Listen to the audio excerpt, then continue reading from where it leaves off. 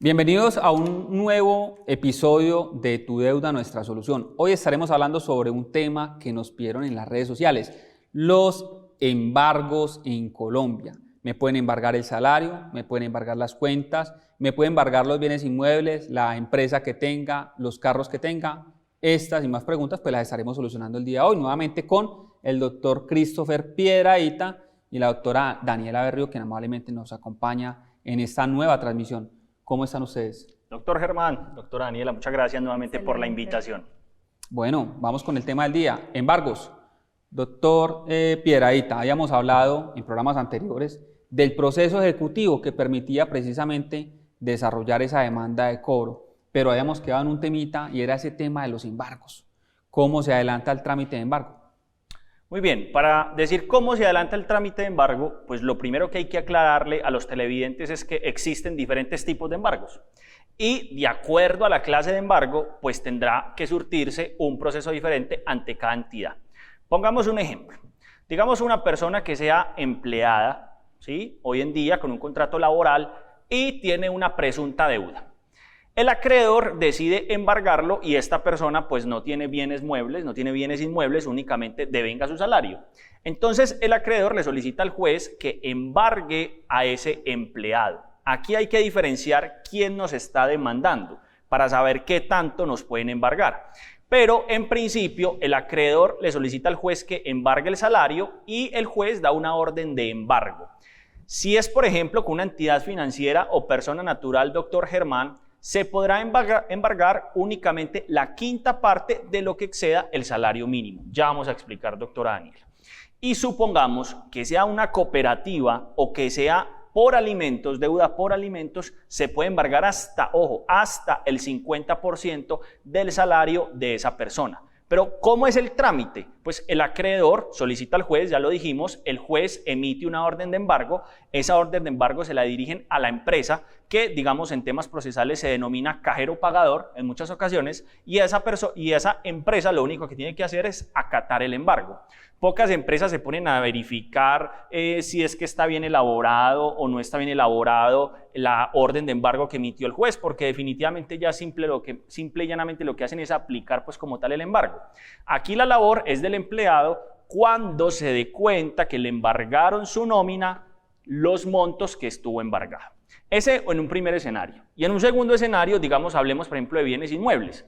Una propiedad, una casa, un apartamento. Si usted tiene un apartamento, el acreedor para poderlo embargar, primero, ojo, esto ya lo hemos dicho en programas anteriores, no necesita avisarle a usted para que usted se dé cuenta y sea insolvente. No, aquí lo primero es que este señor acreedor vuelve y solicita al juez el embargo, pero el juez da la orden de embargo sobre ese bien inmueble. Aquí lo que cambia es la entidad a quien yo le dirijo esa orden de embargo. Entonces, el juez le solicita a Registro de Instrumentos Públicos que acate la medida de embargo que está dando el juez y se deja la anotación en el certificado. Y allí queda pues ya registrado el embargo sobre esa propiedad.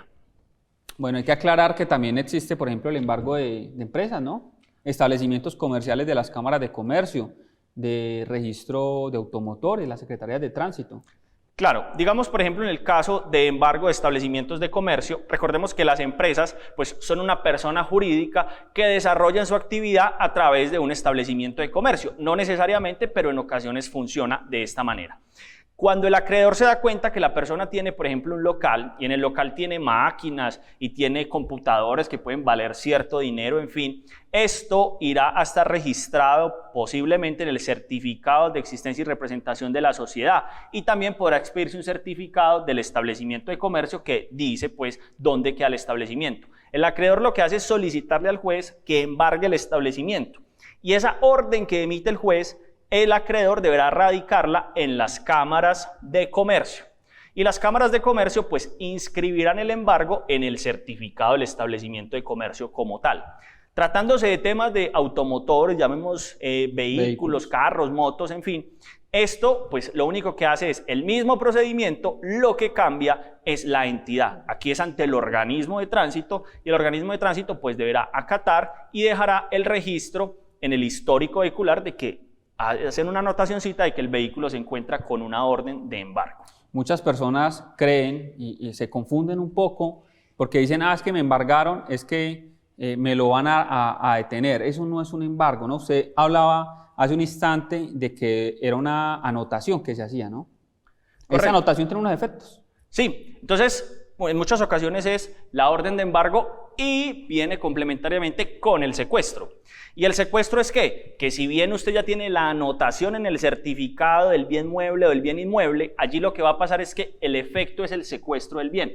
Y el juez comisiona a terceros para que puedan secuestrar el bien, para que puedan coger el bien, aprenderlo perfectamente, para que puedan aprenderlo y poder tomar posesión del bien mientras transcurre el proceso como tal. Bueno, y ahí hay que tener en cuenta que es que el embargo es una anotación, es una medida cautelar que impide la enajenación de ese bien. Es decir, que si yo, por ejemplo, tengo un bien inmueble y ya está embargado, por más que yo intente vender, enajenar, transferir ese dominio, no lo van a permitir porque ya llegó la anotación de embargo. De esta forma, con ese patrimonio, el acreedor está garantizando el pago de esa creencia, ¿no? Mi doc, sí, me gustaría hacer una aclaración para los televidentes. Tenemos de pronto personas que apenas están viendo nuestro programa y previo a proceder con un embargo, pues vamos a tener inicialmente una demanda, en este caso una demanda ejecutiva, que deberá realizarse y con esa demanda se solicitarán las medidas cautelares que mencionó el doctor Christopher. Respecto de los vehículos que estábamos haciendo, estamos indicando, ese registro se realiza en el RUNT. Allí usted podrá verificar. Esta página es pública. Si usted desea saber si hay alguna anotación de embargo sobre ese vehículo, usted podría recurrir a esta página, introducir los datos como su placa, su cédula y demás, y podrá verificar en ese historial si hay una limitación al dominio como la anotación de embargo. Bueno, ahí entonces, ya que estamos hablando de páginas, pues es rum.com.co. Correcto. Sí, doctores, aquí digamos en el tema de embargos de muebles, caso carros, y de inmuebles, caso propiedades, pues recordemos que todos estos tipos de inmuebles o muebles tienen como un registro. Y ese registro es lo que conocemos como el certificado de libertad y tradición en los bienes inmuebles y el histórico vehicular en los bienes muebles, llamémoslo así, carros. Aquí, digamos, aparte de que estamos hablando de embargos, pues también es una recomendación para las personas que vayan a comprar una propiedad o que vayan a comprar un vehículo. Recuerden expedir el certificado de ese vehículo, ¿cierto? Para que se den cuenta si ese vehículo ha sido objeto de embargo o no, porque en muchas ocasiones digamos, los embargos, las personas venden los vehículos con procesos que llevan ahí muchos años, pero aunque lleven muchos años y el vendedor le diga no va a suceder nada, nunca compre un vehículo que esté embargado. Para esto verifique en las páginas que ya acabamos de decir si su mueble, es decir, en este caso su carro, se encuentra libre y completamente saneado para poder ser comercializado en el mercado. Bueno, y hay también un tema que nos consultan mucho y es el tema de que una persona lleva poseyendo un bien por determinado tiempo, si esto es posible que se pueda embargar o no. Pues esto no está escrito en la Oficina de Instrumentos Públicos, y simplemente es poseedor de ese bien inmueble. Recordemos que la norma procesal, que es donde nos establecen las medidas cautelares que se pueden tener o que los acreedores pueden hacer, ejercer como tal, existen las medidas cautelares nominadas, es decir, las que están expresamente establecidas en la ley, y las medidas cautelares innominadas. ¿Eso qué quiere decir? Que aunque hayan medidas cautelares que no aparezcan expresamente contempladas en la ley, doctor Germán, es posible, en este caso, yo puedo presentar una medida cautelar sobre la posesión. Digamos, esto está permitido. ¿Y la posesión es qué? Digamos, para que quede más explicado. Supongamos una persona en el certificado de libertad como tal no es propietaria del bien, no aparece ahí registrado su nombre. Pero esta persona lleva poseyendo este inmueble durante más de X tiempo, durante más de 10, 15 años, se viene comportando como señor y dueño y resulta que tuvo una deuda. Y el acreedor se dio cuenta que aunque esa persona no era dueña, como tal, sí tenía una posesión sobre esa propiedad. ¿Se puede embargar? Perfectamente se puede embargar la posesión en Colombia. Bueno, ahí queda también un poco complejo, ¿no? Porque eso de pronto llega a suceder con un acreedor que es conocido, ¿no? Un amigo, un familiar que presentó una demanda, pero en el caso de los bancos, ¿cómo harían ahí? Es muy difícil, claro, es que el tema para saber si un banco, si una persona tiene garantías o no, pues lo primero que uno hace es expedir el certificado de libertad y tradición. Pero digamos que si es la parte jurídica del banco, juiciosa, que va a investigar dónde vive la persona, hace cuánto tiempo vive ahí, etcétera, y podría llegar a la conclusión de que existe una posesión, pues no está de más que lo solicite al juez y ya el juez mirará si accede o no a esa solicitud. Bueno, y a mí me genera duda la anotación de ese embargo, porque si la persona no está en un certificado de libertad y tradición como propietario, dueño de eso, porque tiene solamente la posesión, ¿cómo hacen la anotación? ¿Cómo determinan cuál es el bien inmueble al que hay que hacerle la anotación? Recordemos que en temas de posesión hay, digamos, posesiones con justo título y sin justo título. Digamos que las personas que tienen justo título es aquellas que pues adquirieron el bien mueble o el bien inmueble a través de unos documentos, pero no se surtió el tema de la inscripción y por lo tanto pues no aparece como tal. En este caso, algunos certificados de libertad y tradición establecen que hay un dominio incompleto o establecen pues que hay, digamos, una posesión. Allí se podría inscribir ese tipo de medidas.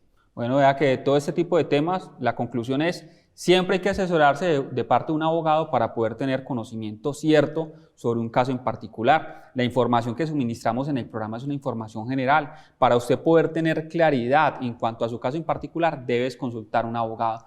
Vamos a una pequeña pausa comercial y ya regresamos.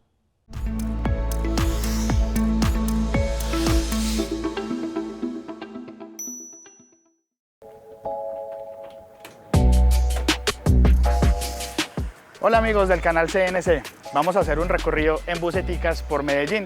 Los esperamos todos los viernes a la 1:30 de la tarde, después de Oído Pueblo, en nuestra señal habitual y en www.canalcnsmedellin.com. Los esperamos.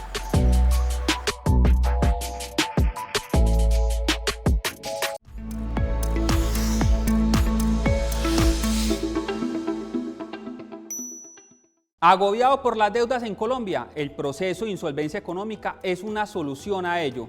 Aquí, en Canal CNC, vas a encontrar toda la información legal en cuanto a eliminación de reportes negativos, proceso de insolvencia económica e inclusive temas de embargo con invitados cada semana. Así que sintoniza Canal CNC en este programa, Tu Deuda, Nuestra Solución.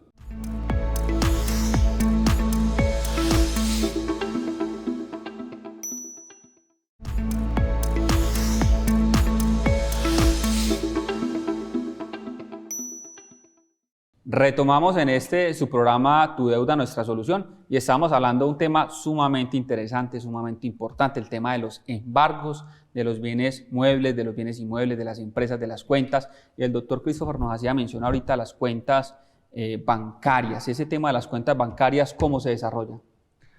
Doctor Germán, digamos que cuando un acreedor decide embargar cuentas bancarias, pues lo primero que debe hacer es, si es un acreedor juicioso, circularizar en los bancos si esa persona tiene cuentas bancarias allí aperturadas o no. Y en caso tal de que sepa dónde tiene cuentas bancarias, pues le solicitará al juzgado, le solicitará al juez que embargue esas cuentas bancarias y por ende esa misma orden de la que venimos hablando se radicará en cada entidad financiera. Allí, digamos, ya queda la medida cautelar y por ende los dineros que estén allí pues quedarán embargados. Aquí, ojo con esto, hay una regla y la regla la ha puesto la Superintendencia Financiera de Colombia. Y digamos que dentro de esa regla pues hay dos tipos de cuentas. Cuentas de ahorros y cuentas corrientes. Generalmente, quienes utilizan cuentas corrientes pues serán las personas jurídicas y quienes utilizan cuentas de ahorros serán las personas naturales. No es una regla, es digamos la regla general, pero no necesariamente tiene que ser así. Pero digamos que en el caso de las personas naturales, cuando tienen una cuenta corriente, la superintendencia establece unos montos de inembargabilidad. ¿Eso qué significa? Que algunos dineros que están allí no pueden ser objeto de embargo si cumplen unos topes. Hasta el año 2022-2023, creo que este 2023 eran 46 millones de pesos aproximadamente. Un poquito más de 44 millones. Les quedo viendo pues ahí como el dato exacto, pero sí, ¿qué pasa? Después de esos 44 millones, 46 millones de pesos, el excedente es objeto de embargo. Lo que esté ahí en esa cuenta bancaria que sea inferior a ese valor, no es posible embargarlo. El tema es que las entidades financieras igualmente embargan los montos, ¿sí? Por eso es importante contratar un abogado para poderse defender en el proceso, debido a que las entidades financieras no se ponen a mirar el monto, sino que simplemente dan aplicación al embargo. Y por ende, el abogado está llamado a ejercer ese tipo de defensas técnicas dentro del proceso ejecutivo.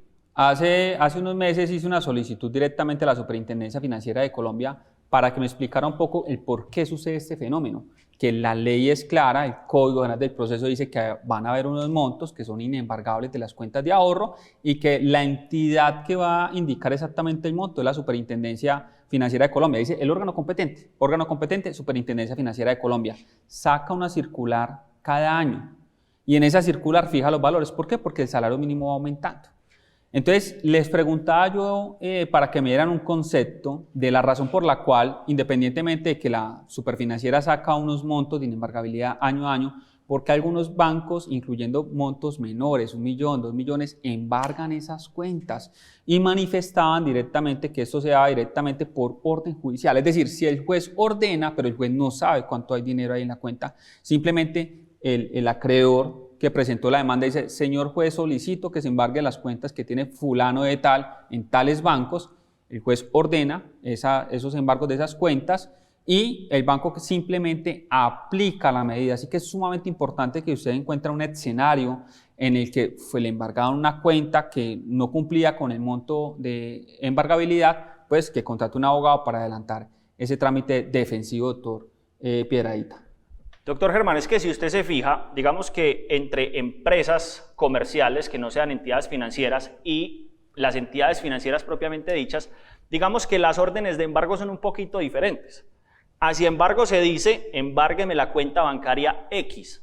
El banco lo que hace es acatar el embargo y debería hacer una debida diligencia y debería decir qué montos es posible embargar. Pero como la orden es embargue la cuenta bancaria, sin embargo, en temas de empresas del sector real, ellas sí les ponen como una especie de fórmula y les dicen, embargue el salario de lo que exceda la quinta parte del salario mínimo. Ahí ya les están poniendo pues como, digamos, un límite pues como tal para el embargo, pero el acreedor, pues, digamos, no solicitaría en estos casos que se embargue los montos que excedan, ¿no? El acreedor lo que hace es solicitar que se embargue la cuenta. El banco no hace la debida diligencia, ¿eso a quién le toca? Al deudor en compañía de un abogado. Aunque también es difícil para el banco, ¿no? Porque el banco, supongamos, vamos a ser claros, Bancolombia, le llega la orden a Bancolombia de que embargue esa cuenta y ese deudor tiene cuentas en 5 bancos más. ¿Cómo Bancolombia va a saber qué movimientos económicos ha hecho ese deudor en esas otras cuentas? Si son entidades financieras completamente diferentes, por eso se presenta ese fenómeno.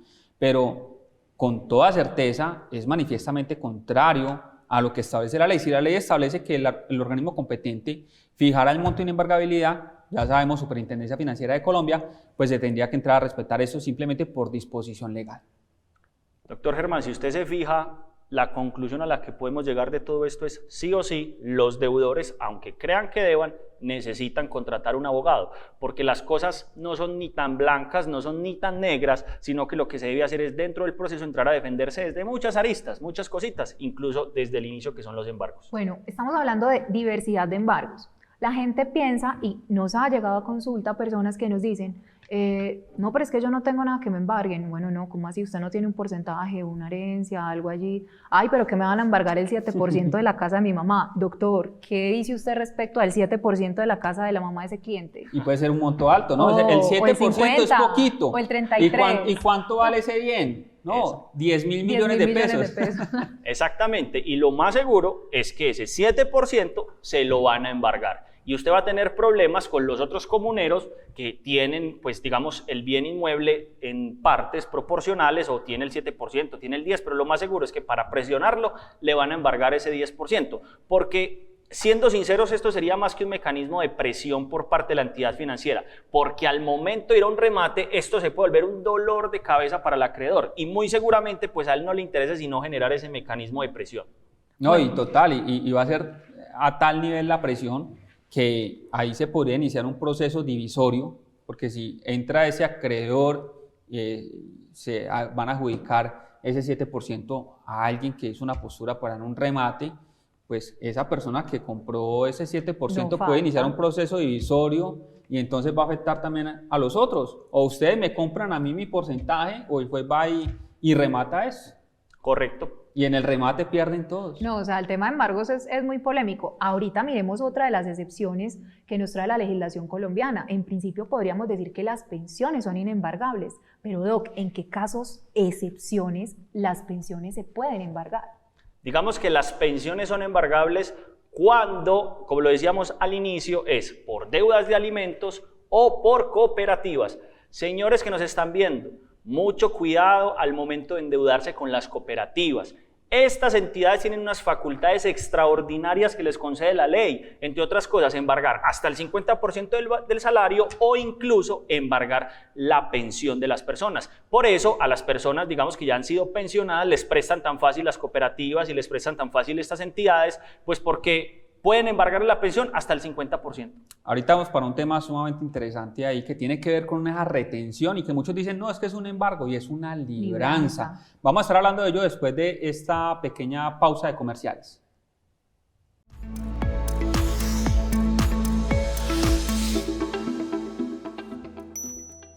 ¿Te preocupa el tema de las deudas? ¿No sabes qué vas a hacer respecto de las obligaciones que tienes pendientes? ¿Crees que vas a entrar en cesación de pagos? ¿Te preocupa una posible demanda? ¿Te preocupa un posible embargo? ¿O un proceso hipotecario por la casa que estás pagando actualmente? ¿Quieres resolver todas esas inquietudes? ¿Quieres saber cómo salir de deudas de la manera más fácil, eficaz y recibir tips legales sobre lo mismo?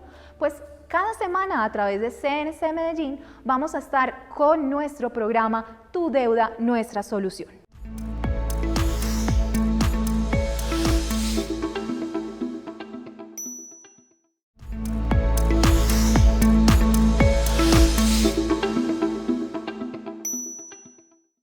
Bueno, regresamos de esa pequeña pausa comercial donde estábamos hablando anteriormente de ese tema de los embargos de los bienes muebles, inmuebles, cuentas bancarias. Hablábamos un poquito sobre el embargo de las cuentas de ahorro, que la ley nos dice que la entidad, que en este caso es Superintendencia Financiera de Colombia, fija anualmente el monto de inembargabilidad. Eso sí, que quede claro para todos los televidentes. Las cuentas corrientes desde $1 en adelante se pueden embargar, pero bien decía el doctor Christopher Piedrahita hace un instante, las cuentas de ahorro tienen unos límites. Si le embargaron una cuenta de ahorro que usted no manejaba el límite fijado por la Superintendencia Financiera de Colombia, contacte a un abogado. Así que íbamos en el tema de los embargos de las pensiones. ¿Se pueden embargar? El doctor nos decía, sí se pueden embargar, pero también hay una figura que se emplea para retener montos económicos muy usada comúnmente, inclusive dicen préstamos a reportados, y es el tema de la libranza, doctor Christopher. Digamos que las libranzas como tal, pues es un contrato que celebra la persona con la entidad, donde autoriza a que de su nómina, donde autoriza a que de su pensión, por ejemplo, le descuenten automáticamente las cuotas del crédito. Esto es una especie de ejercicio que utilizan las entidades financieras como para asegurar de una mejor forma el pago de los créditos. Ahora, muchos deudores, por X o Y motivo, venimos de una pandemia, venimos de momentos, digamos, complejos, hoy en día tenemos una inflación desbordada, etcétera. Muchas personas están entrando en cesación de pagos. Eso, digamos, no lo podemos desconocer. Sobre todo esa gente del crédito en UR, ¿no? Sí. Claro, porque esos créditos pues no se ajustan a una tasa, sino que eso va rotando conforme a condiciones del mercado. Entonces, este tipo de personas que en este momento están entrando en cesación de pagos y tienen libranzas, pues están hasta aquí, porque automáticamente de su salario les están quitando la cuota y por ende pues no pueden incumplirle a esa entidad. Ahora, ¿hay soluciones para esto? Claro que sí. Cuando una persona está entrando en cesación de pagos, evidentemente, y cumple unas condiciones, tiene más de 2 deudas con más de 90 días en mora, en este caso la persona podría acceder a un proceso de insolvencia económica de persona natural no comerciante, doctor Germán. Claro que sí, sumamente importante ello entonces, que todos los deudores sepan que aunque existen diferentes mecanismos legales para poder entrar a hacer una defensa o materializar una defensa en cuanto a un tema de deudas, créditos, cualquier tipo de créditos, de tarjetas de créditos, créditos rotativos, hipotecarios, pues siempre hay que entrar a analizar cuál es la mejor estrategia. Si en el caso en particular irnos a contestar una demanda, si en el caso en particular un proceso de insolvencia económica donde se busque directamente entrar a conciliar, a negociar sobre el capital adeudado con esos acreedores, o si nos vamos a una insolvencia económica y liquidamos el patrimonio. Bien decía la doctora Berrío en una transmisión anterior, decía, es que cuando ese deudor no tiene con qué responder, pues entrega lo que tiene. Y ella hacía una manifestación, tiene un carro y entonces ese carro vale 50 o vale 10 o vale 30 millones de pesos. Entrega ese carro y con ese carro paga los 1.000 o 2.000, 3.000 millones de pesos que debe. Y cuando hablo de ese tipo de montos es para que ustedes conozcan que en el proceso de insolvencia económica no existe un límite para poderse uno someter. Si usted debe 50 millones, se puede someter a la insolvencia. Si usted debe 4.000 millones de pesos, $1 millón, se puede someter fácilmente al proceso de insolvencia económica, doctora Berrío. Bueno, ya les hemos advertido, es un proceso maravilloso, es un proceso que precisamente le permite a los deudores salir de las situaciones financieras difíciles cuando ya entraron en cesación de pagos. Muchas veces usted puede prever, decir, bueno, yo aún no estoy en cesación de pagos, pero yo ya estoy viendo que para el mes que viene ya no me va a dar y yo ya no sé qué voy a hacer los próximos 2 meses, porque la estrategia que están tomando los colombianos ahora es adquirir más créditos, sacan una tarjeta de crédito y con esa hacen un avance. Después de realizar un avance, pagan la cuota del crédito de libre inversión, después pagan la cuota del rotativo, vuelven y pagan el avance que realizaron y el siguiente mes vuelven a hacer lo mismo, pero resulta que llega un punto en el que la tarjeta ya está llena, es decir, la tarjeta está copada y estamos generando unos intereses muchísimo más altos de los que estamos pagando en estos otros créditos con estos avances. Ya están advirtiendo que van a entrar en esa cesación de pagos y aquí con la insolvencia vamos a poder reunirle todas esas obligaciones y ayudarlo a que usted tenga a través de una propuesta objetiva que esté adecuada a su ingreso, a su salario y también a lo que negociemos con estas entidades financieras, una posibilidad de usted tener un nuevo acuerdo de pago sin intereses tan altos, muchas veces sin intereses, partiendo solamente del capital y haciendo una nueva negociación que esté ajustada y sea objetiva a su ingreso. Así que si ustedes se encuentran en esa situación compleja, están endeudados, no ven una solución cercana e inclusive pudiendo ver una solución cercana, pero ustedes están haciendo una proyección y terminan pagando esa deuda en 20, 30 años, ustedes dicen, me voy a gastar toda la vida, analicen la posibilidad de pronto de un proceso de insolvencia económica. Aquí hemos hablado anteriormente del tema de los requisitos, ser persona natural no comerciante, tener 2 o más deudas con 2 o más acreedores y una mora superior a 90 días en la mitad más uno de estas obligaciones. Doctor Piedrahita, doctora Berrío, muchas gracias por acompañarnos a esta hora del día. Muchas gracias, doctor Gracias Germán. a ustedes. Bueno, un feliz día para todos y cada uno de ustedes. No olviden darle like a este contenido si lo están viendo en redes sociales, seguir las redes sociales de Canal CNC. Estamos para servirlos. Sigan en sintonía con Canal CNC porque próximamente estaremos trayendo más temas de interés legal.